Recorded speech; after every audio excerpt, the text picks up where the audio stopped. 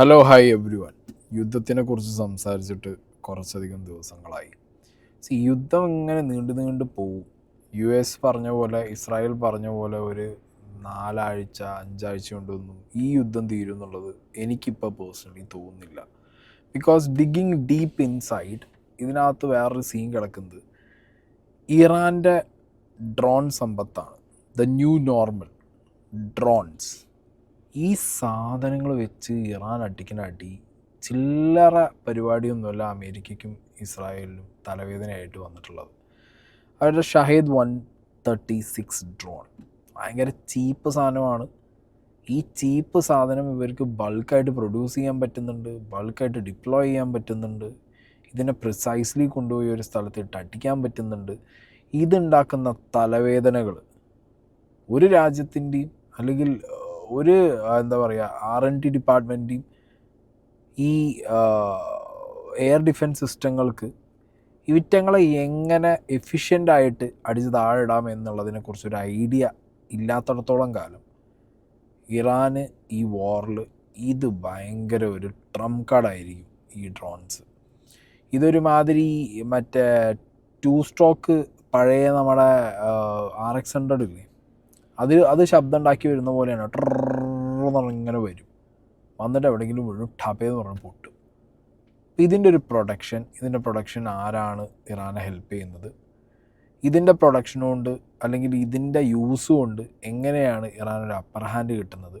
ഇതെങ്ങനെയാണ് Iran strategically ഉപയോഗിക്കുന്നത്? ഇത് കാരണം അമേരിക്ക ഈ ഒരു വാർ തോൽക്കുമോ? ഇതാണ് നമ്മൾ നോക്കാൻ പോകുന്നത്. ഇപ്പോൾ ഷഹീദ് 136 ഇതാണ് കക്ഷി. ഈ സൈഡിൽ ഞാൻ കൊടുത്തിട്ടുണ്ട്. ഇതിനെക്കുറിച്ച് സംസാരിക്കുമ്പോൾ ഇതിൻ്റെ കുറേ എന്താ പറയുക റിവേഴ്സ് എഞ്ചിനീയറിങ് നടത്തി ഡ്യൂപ്ലിക്കേറ്റ് ഐറ്റമായിട്ട് ലൂക്കാസ് ഡ്രോൺ എന്ന് പറഞ്ഞുള്ളൊരു സാധനം അമേരിക്ക ഇറക്കി വിട്ടിട്ടുണ്ട്. കാര്യമൊന്നുമില്ല, കാരണം ഇവന്മാരെ കയ്യിൽ ഇതിൻ്റെ പ്രൊഡക്ഷൻ എത്ര ഉണ്ട്, ഇത് എത്രത്തോളം ഉണ്ടെന്നൊന്നും അറിയാതെ അമേരിക്ക ഇപ്പോൾ ഇതൊരു എന്താ പറയുക രണ്ടാമത് അവർ ഇതിറക്കി വിട്ടാലും ഈ ഷഹീദ് 136ൻ്റെ അത്രയ്ക്ക് എഫിഷ്യൻ്റായിട്ട് ഈ സാധനങ്ങൾ വർക്ക് ചെയ്യണമെന്നില്ല. ആൻഡ് ആദ്യമൊക്കെ അമേരിക്ക പറഞ്ഞിരുന്നത് ലോകരാജ്യങ്ങളാരും ഇറാനെന്ത് ആയുധം കൊടുക്കരുത് എന്നായിരുന്നു.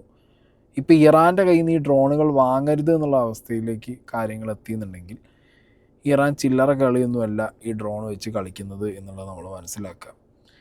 ഇപ്പോൾ സോഷ്യൽ മീഡിയയിലെല്ലാം കറങ്ങി നടക്കുന്നൊരു വീഡിയോ ഉണ്ട്. Chinese professor, okay, Canadian origin എന്നാണ് പറയുന്നത് ഇയാളുടെ ഒരു പ്രഡിക്ഷൻ ഉണ്ട്. ഇത് നമുക്ക് ആദ്യം കാണാം. Professor Zhui Qing-Zhang, or Chinese Nostradamus as people like to call him, had made 3 bold geopolitical predictions back in 2024.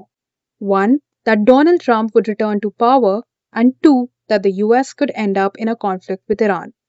Which makes his third prediction all the more unsettling for Washington, that the US could ultimately lose the war to Tehran. So in this class this semester, I'm making 3 big predictions, right? First is that Trump will win in November. Second is that the United States will go to war against Iran. And the third big prediction is that the United States will lose this war, which will forever change the global order. They, through their proxies, the Houthis, Hezbollah, Hamas, and the Shia militias, have been able to really grasp the American mentality, and now they have a pretty good strategy of how to weaken and ultimately destroy the American empire. In his most recent lecture, Zhang suggested that if the conflict continues to escalate, it could turn into a long and transformative war, one that may reshape the global balance of power. So as you know, World War III has started. The United States and Israel have started to attack Iran. And we are now in the 4th day of this war. And we can expect this war to last for many weeks, possibly also for many years. But I promise you that after this war is done, the world will never be the same again. ഇയാളുടെ വാക്കുകളിലൂടെ പോയി നോക്കുകയാണെന്നുണ്ടെങ്കിൽ America ഈ വാർ തോൽക്കും. Because how far, എത്ര ദൂരം ഈ യുദ്ധം ഇറാന് കൊണ്ടുപോകാൻ പറ്റുമോ, എത്രത്തോളം അവർക്ക് ഈ യുദ്ധത്തിൽ അമേരിക്കൻ ഇസ്രായേൽ അറ്റാക്കിനെ എതിർത്ത് നിൽക്കാൻ പറ്റുമോ അല്ലെങ്കിൽ എതിർത്ത് അടിക്കാൻ പറ്റുമോ, അത്രത്തോളം ഇത് ഡാമേജ് ചെയ്യുന്നത് അമേരിക്കൻ ആൻഡ് ഇസ്രായേൽ എക്കണോമിയാണ്, എസ്പെഷ്യലി അമേരിക്കൻ എക്കണോമിയാണ്. അത് ഭയങ്കര സീനായിരിക്കും. അമേരിക്കയ്ക്ക് ആ ഒരു അടി ഒരിക്കലും പിടിച്ചാൽ കിട്ടാത്ത രീതിയിലാവും. എങ്ങനെയാണ് അമേരിക്കൻ എക്കണോമിക്ക് അടി കിട്ടുക എന്ന് വെച്ച് കഴിഞ്ഞാൽ, ഒരു യുദ്ധം ജയിക്കണമെങ്കിൽ അല്ലെങ്കിൽ ഒരു യുദ്ധം മുന്നോട്ട് കൊണ്ടുപോകണമെന്നുണ്ടെങ്കിൽ ആദ്യം നമ്മളെ കയ്യിൽ യുദ്ധം ചെയ്യാനുള്ള സാധനങ്ങൾ വേണം. അതുപോലെ തന്നെ എതിർ രാജ്യങ്ങളിൽ നിന്ന് വരുന്ന സാധനങ്ങളെ പ്രൊട്ടക്റ്റ് ചെയ്യാനുള്ള ഷീൽഡും വേണം.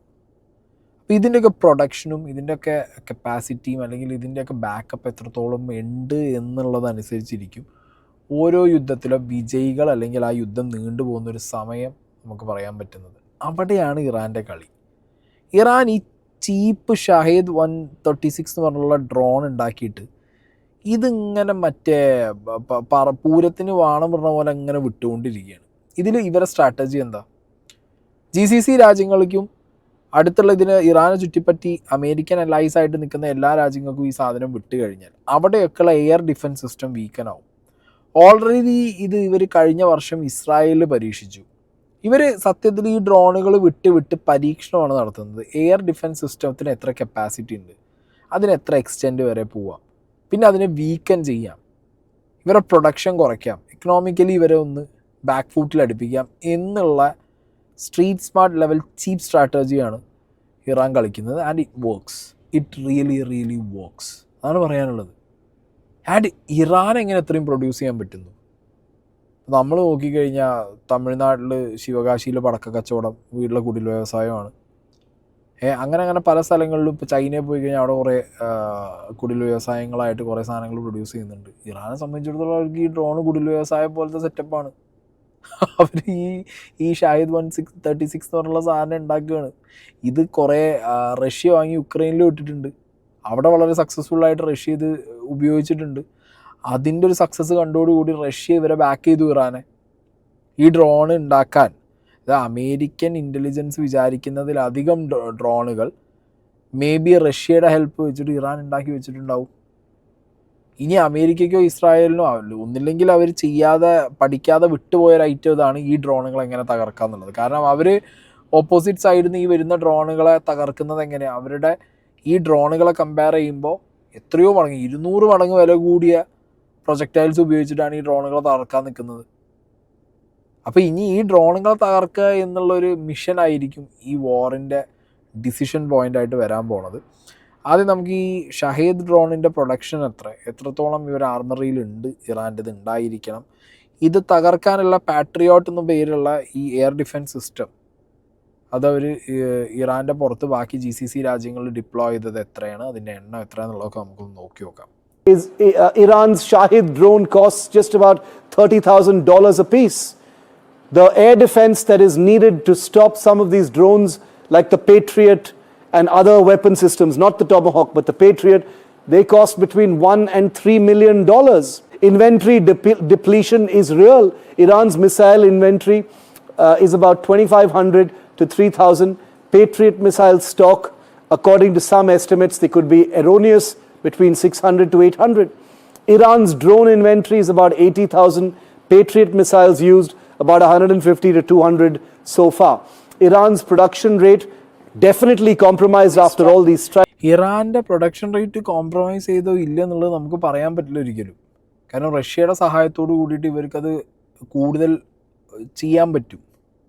ആൻഡ് മിസൈൽസ് ഉപയോഗിച്ചതിലേക്കാൾ കൂടുതൽ ഇറാൻ ഉപയോഗിക്കുന്നത് ഈ ഡ്രോണുകളാണ്. അവർ ഈ ഡ്രോണുകൾ ഉപയോഗിച്ചിട്ടും ഇതൊരു കമ്പൈൻ സാധനമാണ് ഈ സ്ട്രാറ്റജി. ഡ്രോണുകൾ കൂടുതലായിട്ട് ഉപയോഗിക്കുന്നു, ഇടയ്ക്ക് മിസൈൽസ് ഉപയോഗിക്കുന്നു. ഇത് ലെയറായിട്ട് ഇറാൻ പ്ലാൻ ചെയ്ത ഒരു ഐറ്റമായിട്ട് എനിക്ക് പേഴ്സണലി ഫീൽ ചെയ്യുന്നുണ്ട്.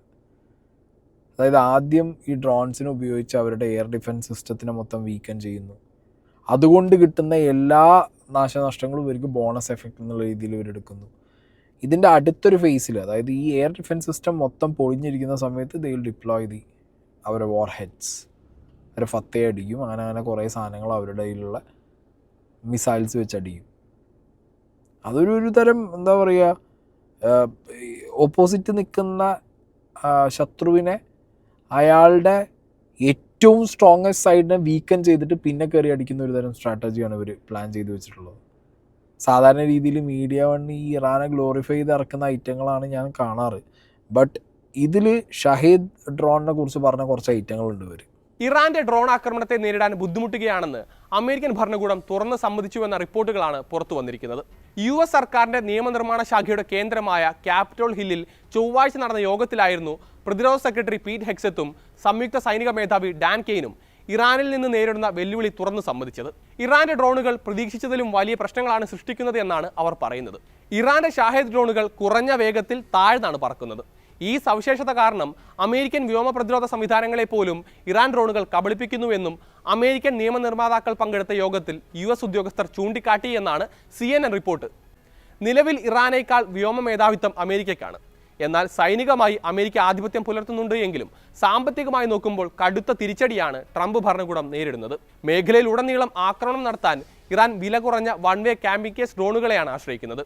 അതേസമയം US-നാകട്ടെ ഇറാൻ ഡ്രോണുകൾ നേരിടാൻ വലിയ വിലയുള്ള പ്രതിരോധ സംവിധാനങ്ങളെയാണ് ഉപയോഗിക്കേണ്ടി വരുന്നത്. ഇറാൻ ഏറ്റവും വ്യാപകമായി ഉപയോഗിക്കുന്ന ഡ്രോൺ സംവിധാനങ്ങളിൽ ഒന്നാണ് ത്രികോണാകൃതിയിലുള്ള ഷാഹിദ്. ഏകദേശം 11 അടി നീളമുള്ള ഇവയുടെ വേരിയന്റുകൾക്ക് ഏകദേശം 2500 കിലോമീറ്റർ വരെ സഞ്ചരിക്കാനും സാധിക്കും. അതുപയോഗിച്ചാണ് നിലവിൽ പശ്ചിമേഷ്യയിൽ ഒട്ടാകെ ഇറാൻ ആക്രമണം നടത്തുന്നത്. വാണിജ്യപരമായി ലഭ്യമായ ഇലക്ട്രോണിക്സ് ഉപകരണങ്ങൾ ഉപയോഗിച്ച് നിർമ്മിക്കുന്ന ഷാഹിദ് ഡ്രോണുകൾക്ക് ആകെ വരുന്ന നിർമ്മാണ ചെലവ് $30,000 മുതൽ $50,000 വരെയാണ്. എന്നാൽ അതിനെ നേരിടാൻ അമേരിക്ക ഉപയോഗിക്കുന്ന പാട്രിയോട്ട് മിസൈൽ സംവിധാനങ്ങൾക്ക് ഓരോ ലോഞ്ചിനും $30 ലക്ഷം ചിലവാകുന്നത്. അതുമാത്രമല്ല, ഈ പ്രതിരോധ സംവിധാനങ്ങളുടെ ഉൽപ്പാദനവും വളരെ പരിമിതമാണ്. ഉൽപ്പാദകരായ ലോക്ഹീഡ് മാർട്ടിന്റെ 2025 കണക്കനുസരിച്ച് വെറും 620 എണ്ണം മാത്രമാണ് കഴിഞ്ഞ വർഷം നിർമ്മിക്കാനായത്. അതായത് $50,000 പരമാവധി വില വരുന്ന ഒരു ഡ്രോണിനെ നേരിടാൻ $30 ലക്ഷം വിലയുള്ള വളരെ പരിമിത എണ്ണം മാത്രമുള്ള പ്രതിരോധ സംവിധാനങ്ങളെയാണ് അമേരിക്ക ഓരോ തവണയും പ്രയോഗിക്കുന്നത്. ഇത് അമേരിക്കയ്ക്കുണ്ടാക്കുന്നത് കടുത്ത സാമ്പത്തിക സൈനിക പ്രതിസന്ധിയാണ് എന്ന് പ്രത്യേകം പറയേണ്ടതില്ലല്ലോ. ഇക്കഴിഞ്ഞ ബുധനാഴ്ച നടത്തിയ വിശദീകരണ യോഗത്തിൽ പീറ്റ് ഹെക്സത്ത് തന്നെ ഇക്കാര്യം തുറന്നു സമ്മതിച്ചിരുന്നു. ആക്രമണത്തിനും പ്രതിരോധത്തിനും ആവശ്യമായ കൃത്യതയുള്ള യുദ്ധോപകരണങ്ങൾ US-ന്റെ പക്കലുണ്ടെന്ന് സംയുക്ത സൈനിക മേധാവി ഡാൻ കെയ്ൻ പറയുന്നുണ്ടെങ്കിലും അതിന്റെ തോത് എത്രമാത്രമാണെന്ന് പറയാൻ അദ്ദേഹം കൂട്ടാക്കിയിരുന്നില്ല. അതുകൊണ്ട് തന്നെ യുദ്ധം തുടർന്നു പോകുന്നത് അമേരിക്കയ്ക്കും സഖ്യകക്ഷികൾക്കും നല്ലതായിരിക്കില്ല എന്നാണ് വിദഗ്ധർ അഭിപ്രായപ്പെടുന്നത്. പുതിയ കരാറുകൾ ഉൽപ്പാദനം വർദ്ധിപ്പിക്കാൻ ലക്ഷ്യമിടുന്നുണ്ടെങ്കിലും ഉൽപ്പാദനശേഷി വർദ്ധിപ്പിക്കുന്നത് ഇനിയും സമയമെടുത്തേക്കും. ഓക്കെ, കുറേയൊക്കെ ഡീറ്റെയിൽസ് നിങ്ങൾക്ക് ഇതൊന്ന് മനസ്സിലായല്ലോ. ഇതിനകത്ത് ഞാൻ പറഞ്ഞല്ലോ, ഒരു യുദ്ധം ജയിക്കണം എന്നുണ്ടെങ്കിൽ അതിൽ കയ്യിലുള്ള ആർമറിയിൽ ഇരിക്കുന്ന സാധനങ്ങൾ എല്ലാം കൊണ്ടൊന്ന് അടിച്ചിട്ട് കാര്യമില്ല. സ്റ്റെപ്പ് ബൈ സ്റ്റെപ്പ് ഇത് സ്ട്രാറ്റജി ഉപയോഗിച്ച് ഇപ്പോൾ അമേരിക്കനെ വെച്ച് നോക്കുമ്പോൾ ഇറാൻ്റെ സിറ്റുവേഷൻ എക്കണോമിക്കലി ഭയങ്കര ഡൗണാണ്. ആൻഡ് ഈ പറഞ്ഞ അവരുടെ സിസ്റ്റം, വാർ സിസ്റ്റംസ് വെച്ച് നോക്കുമ്പോൾ അവരിൽ കമ്പയറിങ് ടു അമേരിക്ക അവരൊന്നുമല്ല. പക്ഷെ ഉള്ള സാധനങ്ങൾ വെച്ചിട്ട് ഇപ്പോൾ ഒന്നുമില്ലാത്തവന് ഒന്നും പോകാനില്ല എന്ന് പറഞ്ഞ പോലത്തെ അവസ്ഥയാണ്. അമേരിക്കയ്ക്ക് ഒരു ദിവസം ഏറെക്കുറെ ചിലവ് വരുന്നത്, ഈ യുദ്ധത്തിൻ്റെ സമയത്ത് ഒരു ദിവസം ചിലവ് വരുന്നത് കഴിഞ്ഞ 100 മണിക്കൂറിൽ $3.1 മില്യൺ ആദ്യഘട്ടങ്ങളിലെ ചിലവ് എന്ന് പറഞ്ഞു കഴിഞ്ഞാൽ $891 മില്യൺ ഒരു ദിവസം ചിലവിലായിരുന്നു. അതിപ്പോൾ 100 മണിക്കൂർ കഴിഞ്ഞപ്പോഴത്തേക്കും $3.7 ബില്യൺ ആയി. കാരണം ഇവർക്ക് ഇവരുടെ മിസൈൽ ഇൻ്റർസെപ്റ്റിംഗ് സിസ്റ്റംസ്, അല്ലെങ്കിൽ ഡ്രോൺ ഇൻ്റർസെപ്റ്റിംഗ് സിസ്റ്റംസ് ആയ ടോംഹോക്ക്, പാട്രിയോട്ട്, താഡ്, ഇതൊക്കെ അവർക്ക് എന്ത് ചെയ്യണം, അവർക്ക് റൺ ചെയ്യിക്കണം. അതോ അവർക്ക് അവരുടെ എല്ലാ ഫെസിലിറ്റീസിലും അവർ വെച്ചിട്ടുണ്ട്. GCC കൺട്രീസിൽ അവരുടെ എല്ലാ മിലിറ്ററി ഫെസിലിറ്റീസിലും ഈ ഇൻ്റർസെപ്റ്റിംഗ് സിസ്റ്റംസ് അവർ വെച്ചിട്ട് ഇതിനൊക്കെ അവർക്ക് ഫീഡ് ചെയ്യണം, ഇതിനൊക്കെ ബാക്കപ്പ് കൊണ്ടുവരണം, ഇനി ഇത് പ്രൊഡക്ഷൻ കൊണ്ടുവരണം. ഓൾറെഡി ഇവർക്ക് ഇത് എത്ര രൂപയുടെ ചിലവാന്നുള്ളത് ഒരു രക്ഷയില്ല. ഇസ്രായേലിലാണെങ്കിൽ ഒരാഴ്ചയ്ക്ക് എങ്ങനെ പോയാലും $3 മില്യൺ ചിലവുണ്ട്. അപ്പം അങ്ങനെ ഒരു യുദ്ധം മുന്നോട്ട് പോകുമ്പോൾ ഒന്നും നഷ്ടപ്പെടാനില്ലാത്തവൻ്റെ ഒരു തരം വാശി, ഒരു റിവെഞ്ച് ഫേസ് ഇതിനകത്ത് ഇറാന് കിടക്കുന്നുണ്ടെങ്കിൽ, എല്ലാം നഷ്ടപ്പെടാനില്ലെങ്കിൽ ഒരുപാട് നഷ്ടപ്പെടാനുള്ള അമേരിക്കയുടെ ഒരു ഫേസ് എന്ന് പറയുന്നത് ഈ ഡ്രോണ് കാരണം അവർക്ക് ഒരുപാട് നഷ്ടം സംഭവിക്കുന്നു എന്നാണ്. ഇനി റിട്ടയർഡ് മേജർ ബക്ഷി, ഇദ്ദേഹം ഈ വാർ അനാലിസിസ് ഒക്കെ നടത്താറുണ്ട്. ഈ വ്യക്തി പറഞ്ഞ കുറച്ച് കാര്യങ്ങൾ നോക്കാം. How long will this war last? What is the determining equation, determining factor? The prime determining factor of the length of this war, likely length of this war, is the missile mathematical equation. How many interceptor missiles has Israel and the United States got in the region, not in Japan, not in South Korea, in the region, right? And how long will these stocks last? How many attack missiles has Iran got? How many has it fired so far? How many are left? The critical equation hinges upon this missile mathematical equation. The production rate of Patriots is 650 missiles a year. One figure of the THAADs was 200, but Larry Thomas was also talking of 12 missiles, THAAD missiles a year. America's surge capacity in these is limited, and let's not forget that China has blocked rare earth export to the United States, which is a critical element for the guidance of these missiles. Without the guidance element, they are of no use to man or beast. Now, this is a limited stock. Iran has been firing at a much higher rate than it had in the 2025 war. It is supposed to have an arsenal by normal estimates. The more popular estimates are 3,000. There are estimates that go up to 5,000 also. It is producing them in-house in underground factories. Its drones figures vary from 30 to 80,000. They are all being produced. The Shahid drones are being used by the Russians. They are so good. The Shahid drones have been copied by the Americans, and they have called them low cost unmanned aerial vehicle LUCAS, which they are using against Iran. These missiles are more accurate. Iranian strategy was, we'll fire off the subsonic, supersonics first, make the Israelis, Americans exhaust their interceptor missile stocks, bring about an exhaustion of the missile stocks, interceptor missile stocks, and then start using the hypersonics. Hypersonics are the Fateh 2s, hypersonic are Khurram Shaher 4. Khurram Shaher 4, Mach 16 speed, 1 ton warhead, sir. നമ്മൾ നേരത്തെ സംസാരിച്ച അതേ കാര്യം ഇദ്ദേഹം കുറച്ചും കൂടി elaborate ചെയ്ത് explain ചെയ്തതാണ്. അതായത് ഇപ്പോഴത്തെ യുദ്ധത്തിൻ്റെ ഒരു സ്ട്രാറ്റജി വെച്ചിട്ട് ദ ന്യൂ നോർമൽ ഈ ഡ്രോൺസ് ആണ്. ഈ സാധനങ്ങളിൽ നിന്ന് പ്രൊട്ടക്ഷൻ എങ്ങനെ ചെയ്യാൻ പറ്റും, അതിൻ്റെ സ്റ്റോക്ക് എത്ര, അതായത് ഇതിനെ പൊട്ടിച്ച് കളയാൻ മാത്രമുള്ള ഷീൽഡ് എത്രത്തോളം ഉണ്ട്, അതിൻ്റെ ബാക്കപ്സ് എത്ര ഉണ്ട് എന്നുള്ളത്. That is the game man, that is the real game. അവിടെയാണ് സത്യത്തിൽ ഈ വർഷങ്ങളിൽ ഇറാൻ ഒരുപാട് ഇമ്പ്രൂവ് ചെയ്തതും ഇറാൻ ഒരു ലോകശക്തിയെ തന്നെ കുലിക്കുന്ന രീതിയിലുള്ള ഒരു ചീഞ്ഞ ബുദ്ധി പ്രയോഗിച്ചത്. ചീഞ്ഞ ബുദ്ധിയെന്ന് ഞാൻ പറയാൻ കാരണം ഇത് നല്ല ബുദ്ധിയാണ്, ബട്ട് അതൊരു കമ്പയറിങ് ടു ഭയങ്കര ഈ അമേരിക്കയൊക്കെ ചിന്തിച്ച് ഭയങ്കര സംഭവമാക്കി മാപ്പ് വരച്ച് ആദ്യം കുറേ അവരുടെ സീൽ ഡിപ്ലോയ്മെൻറ്റ്സ് വരുന്നു, പിന്നെ അടുത്തുള്ള കൺട്രീസിൻ്റെ അവരുടെ മിലിറ്ററി സെറ്റിൽമെൻറ്റ്സിൽ അവർ കുറേ അവരുടെ വാർ എക്യുപ്മെൻറ്റ്സ് ഡിപ്ലോയ് ചെയ്യുന്നു, എന്നിട്ട് അവിടുന്ന് സ്ട്രാറ്റജിക്കലി അടിക്കുന്നു എന്നൊക്കെ പറയുമ്പോൾ ഇവർ ഈ സാധനം പറത്തി ഇങ്ങനെ വിട്ടുകയാണ്, ഇങ്ങനെ പോയിക്കൊണ്ടിരിക്കുന്നത്. അപ്പോൾ അത് ചില്ലറ പണിയൊന്നുമല്ലല്ലോ ഉണ്ടാക്കുന്നത്. ആൻഡ് വേൾഡിൽ തന്നെ ഇപ്പോൾ ഇന്ത്യ ഓൾറെഡി ഇതിനൊരു ഡിഫെൻസ് എന്നുള്ള രീതിക്ക് ഇന്ത്യ ഒരു സാധനം കണ്ടുപിടിച്ചിട്ടുണ്ട്. ഷിഷ്നാഗ് എന്ന് പറഞ്ഞിട്ടുള്ള നമ്മുടെ ഈ ഇൻകമ്മിങ് ഇങ്ങനത്തെ ഡ്രോൺസിനെ തടുക്കാനുള്ള നമ്മുടെ ഒരു ഐറ്റം നമ്മൾ ഇറക്കി വിട്ടിട്ടുണ്ട്. അതുകൊണ്ട് നമുക്ക് വലിയൊരു ഇതൊക്കെ ഒരു പാഠമായിട്ട് വേണം നമ്മുടെ R&D ഡിപ്പാർട്ട്മെൻറ്റും ബാക്കി ടീംസൊക്കെ എടുക്കാൻ വേണ്ടി. ഷാഹിദ് 136-നെതിരെ ഏതെങ്കിലും രീതിയിൽ ഒരു കൗണ്ടർ കയ്യിലുണ്ടെന്നുണ്ടെങ്കിൽ അത് ഉക്രൈൻ്റെ വായിൽ മാത്രമേ ഉണ്ടാവുള്ളൂ. കാരണം റഷ്യ ഓൾറെഡി ഈ ഷാഹിദ് 136 ഇറാൻ്റെ നിന്ന് മേടിച്ച് അത് ഉക്രൈനിൽ ഉപയോഗിച്ചുകൊണ്ട് തന്നെ ഉക്രൈനിൽ അവർ ഇതിൻ്റെ ഒരു ഡിഫെൻസീവ് സിസ്റ്റം ഭയങ്കര ചീപ്പറല്ലേ, ചീപ്പർ ഡ്രോണുകളെ ചീപ്പർ ഡിഫെൻസീവ് സിസ്റ്റം വെച്ച് അടിക്കുക എന്നുള്ള ഒരു ലോജിക്ക് വെച്ചിട്ട് അവരൊരു സാധനം ഇറക്കി വിട്ടിട്ടുണ്ട്. ദാറ്റ് അമേരിക്കയ്ക്കോ ഇസ്രായേലിനോ വേണമെങ്കിൽ ട്രൈ ചെയ്യാം, അവർക്ക് വേണമെങ്കിൽ ബൾക്കായിട്ട് കൂടുതലായിട്ട് ഒരു ടൈം പീരീഡ് വേണമെങ്കിൽ ഇത് ഇറക്കാം. ബട്ട് ഇതിനൊക്കെ സമയം വേണം. സമയമാണ് ഇതിനൊക്കെ പ്രധാനം. ഇത്രയും എന്താ പറയുക, ഇതിനിപ്പോൾ ഒരു കൗണ്ടർ കണ്ടുപിടിച്ച് അത് പ്രൊഡക്ഷനിൽ കൊണ്ടുവന്ന് അത് ഡെവലപ്പ് ചെയ്തെടുത്ത് ഒക്കെ സമയം പിടിക്കും. അപ്പോൾ ആ സമയം ആർക്ക് കിട്ടും? ഇറാന് കിട്ടും. അപ്പോൾ അവിടെയൊക്കെ ഇതിൻ്റെ ഒരു അഡ്വാൻറ്റേജ് വരുന്നത് കംപ്ലീറ്റ്ലി ഇറാനാണ്. ഇതിൻ്റെ complete അഡ്വാൻറ്റേജും കിട്ടിപ്പോകുന്ന ഇറാനാണ്.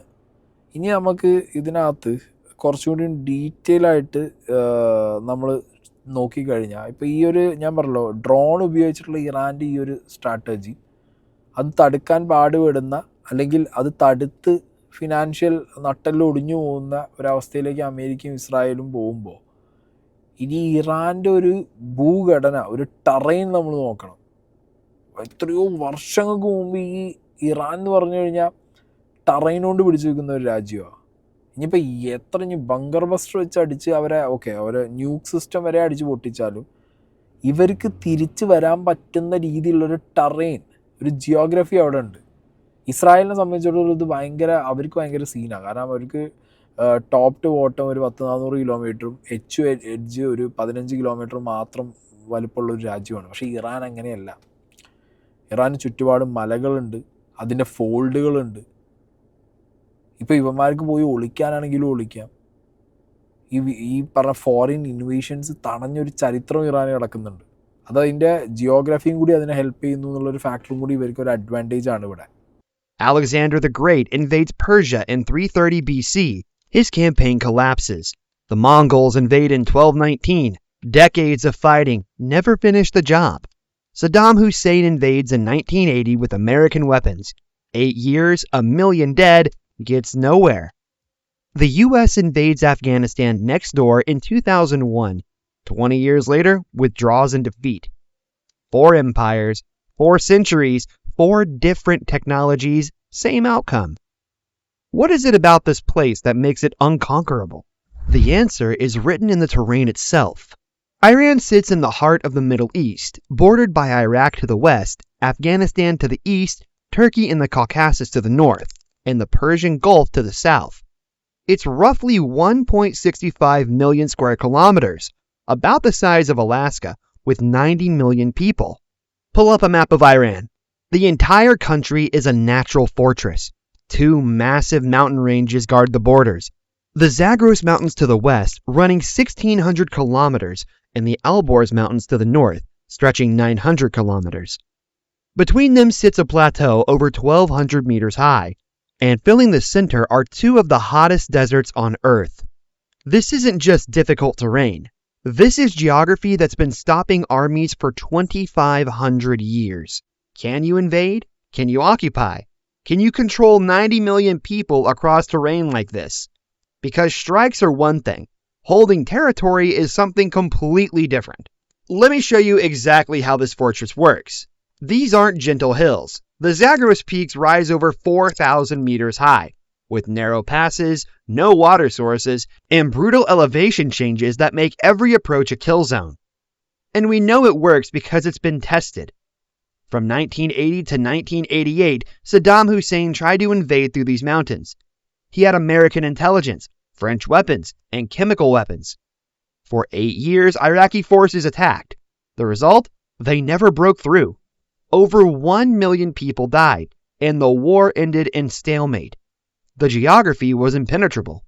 Here's why mountains matter militarily. Supply lines become impossible. No roads, extreme altitude.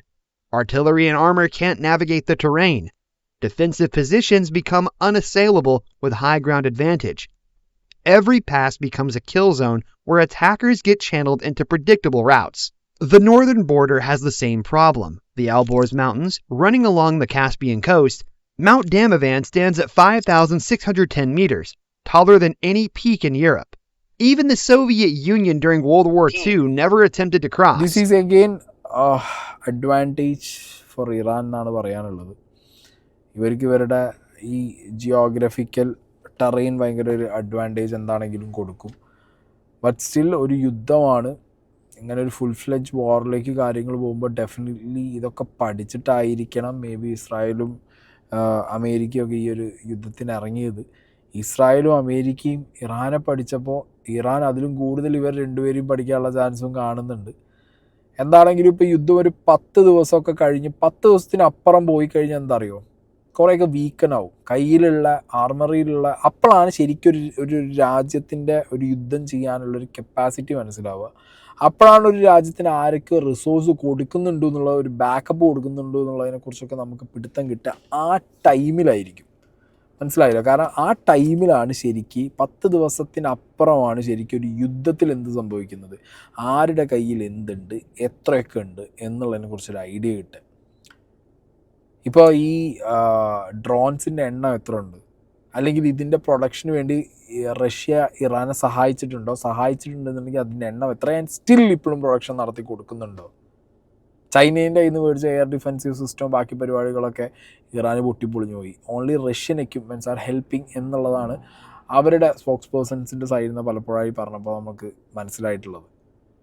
അത് പല സോഴ്സുകളിലായിട്ട് കിടക്കുന്നുമുണ്ട്. അങ്ങനെയാണെങ്കിൽ ഇപ്പോൾ ഇറാൻ ഡെവലപ്പ് ചെയ്ത് കൊടുക്കുന്ന ഈ ഡ്രോൺസ് ഇപ്പോൾ റഷ്യൻ സാങ്കേതിക വിദ്യ കൂടി കൂട്ടിയിട്ടാണ് ഇവർ ഡെവലപ്പ് ചെയ്തിട്ട് ഈ ബാക്കി രാജ്യങ്ങളിലേക്ക് വിടണമെന്നുണ്ടെങ്കിൽ that is deadly dangerous. Analysts estimate Washington alone is spending about $891 million every day on the conflict. In just the first 100 hours, the bill had already reached about $3.7 billion. To give some context, a Tomahawk cruise missile can cost up to $2 million. A Patriot interceptor missile can cost $3 to $4 million. And a THAAD interceptor missile can cost about $12 million. When dozens are launched in a single night, the cost climbs into hundreds of millions of dollars. US expense in the first 24 hours, $779 million, $750 million. US expense in the first 3 days, $1.24 billion. The USS Gerald R. Ford aircraft carrier costs $6.5 million to operate every single day. Okay guys, അപ്പോൾ ഇതാണ് ഒരു എക്സ്പെൻസിൻ്റെ ഒരു ഏറെക്കുറെ ചിത്രം ഇവിടെ ഞാൻ പല സോഴ്സുകളിൽ നിന്നായിട്ട് എടുത്തത് നിങ്ങളുടെ മുന്നിൽ വെച്ച് തന്നത്. എഗെയിൻ ഞാൻ പറയുന്നു, ഒരു 10 ദിവസത്തിനപ്പുറമാണ് ഇതിലെ യുദ്ധത്തിൻ്റെ ഒരു ഫേസ്. 10 to 15 ദിവസത്തിൻ്റെ ഉള്ളിൽ നമുക്ക് മനസ്സിലാവും. കാരണം അമേരിക്കയുടെ കയ്യിൽ ഈ ഇൻകമ്മിങ് ഡ്രോൺസ് ആൻഡ് പ്രൊജക്ടൈൽസ് പിടിച്ചു നിർത്താൻ മാത്രം എത്രയും പ്രൊഡക്ഷനകത്ത് അവർക്ക് കപ്പാസിറ്റി ഉണ്ടോ, അവരുടെ എയർ ഡിഫെൻസ് സിസ്റ്റം അത്രയും ഓക്കെ ആണോ. ഇപ്പോൾ ഇസ്രായേൽ ആണെങ്കിലും അമേരിക്ക ആണെന്നുണ്ടെങ്കിലും ഇപ്പോൾ GCCയിൽ ഇറാൻ അടി നിർത്തി എന്ന് പറയുന്നു. സോ അവിടെ ഏറെക്കുറെ ഓക്കെ ആയിട്ടുണ്ട് എന്നുള്ളൊരു മൈൻഡ് സെറ്റിലാവും ഇരിക്കുന്നത്. ബട്ട് സ്റ്റിൽ ഞാൻ പറയുന്നത് GCCയിലെ എയർ സിസ്റ്റത്തിനെ അവരൊന്ന് പരീക്ഷിച്ച് നോക്കിയതായിരിക്കണം. മേ ബി 1-2 ദിവസം കഴിഞ്ഞ് കഴിഞ്ഞാൽ അവർ വീണ്ടും അമേരിക്കൻ ഫെസിലിറ്റീസിൽ അടിക്കണമെന്ന് പറഞ്ഞിട്ട് രണ്ടാമത് അടി തുടങ്ങാനുള്ള ചാൻസ് ഉണ്ട്. കാരണം ഇത് വീക്കനായി എന്നുള്ളൊരു കാര്യം അവർക്ക് മനസ്സിലാകുമ്പോൾ അവർ അടി തുടങ്ങും. അല്ല ഇനിയിപ്പോൾ ഇവരുടെ ഡ്രോൺ സിസ്റ്റം, ഡ്രോൺ ആർമറി മൊത്തത്തിൽ അങ്ങോട്ട് അമേരിക്കയും ഇസ്രായേലും അവരുടെ എല്ലാ സിസ്റ്റവും ഉപയോഗിച്ചിട്ട് അവരുടെ പ്രൊഡക്ഷൻ മൊത്തം താറുമാറാക്കി, റഷ്യയ്ക്കും അവർക്ക് പ്രൊഡക്ഷൻ കൊടുക്കാൻ പറ്റാത്ത രീതിയിലാക്കി, അവരുടെ കയ്യിലുള്ള ഡ്രോൺസിൻ്റെ ആ ഒരു എണ്ണം വെച്ച് മാത്രം അവർ അടിച്ച് പരിപാടി നിർത്തി. ഇനി എന്ത് ചെയ്യും എന്നുള്ളത് ഇറാൻ നോക്കിയിരിക്കുമ്പോൾ ഇവർ കയറി അടിക്കുമോ എന്നുള്ളതും നമുക്ക് നോക്കണം. എന്താണെങ്കിലും ഇത് പെട്ടെന്ന് തീരുന്നൊരു വാറല്ല, പെട്ടെന്ന് നിർത്താൻ പറ്റിയൊരു വാറായിട്ട് എനിക്ക് പേഴ്സണലി തോന്നുന്നില്ല. ഇതങ്ങനെ നിന്ന് പോവില്ല. ഇത് മിക്കവാറും ട്രംപിൻ്റെ കട്ടയും പടവും കൊണ്ടേ പോകും തോന്നുന്നു. ഇസ്രായേൽ കൈയൊഴിയും, ഇസ്രായേൽ നൈസായിട്ട് ഇതൊന്ന് വലിയും, അമേരിക്കൻ പ്രസിഡൻറ്റ് ട്രംപ് മുടിയും, അതാണ് തോന്നുന്നത്. അതോ ഇനിയിപ്പോൾ ഈ പറഞ്ഞ ഇറാന് ഡ്രോണിൻ്റെ ഈ ഒരു സ്വാമ് മൊത്തം അയച്ച ഈ ഒരു സെറ്റപ്പിലല്ലാതെ ഇനി വേറെ എന്തെങ്കിലും രീതിയിൽ ഇവർക്ക് അടിക്കാൻ പറ്റുമോ എന്നുള്ളതൊക്കെ കണ്ടറിയണം. കാരണം ഇവരുടെ മിസൈൽസിൻ്റെ ഒരു കപ്പാസിറ്റി പറഞ്ഞു കേട്ടിടത്തോളം അതിൻ്റെ ഒന്നൊരു പ്രഹരശേഷിയിലുള്ളൊരു പ്രഹരങ്ങൾ നടന്നിട്ടില്ല. ഓക്കെ, അതിൻ്റെ അടികളൊന്നും വന്നിട്ടില്ല. ഇനി അതെപ്പോൾ വരും, അത് വന്നവരെങ്ങനെ തടുക്കും എന്നുള്ളത് വരും ദിവസങ്ങളിൽ അറിയാം.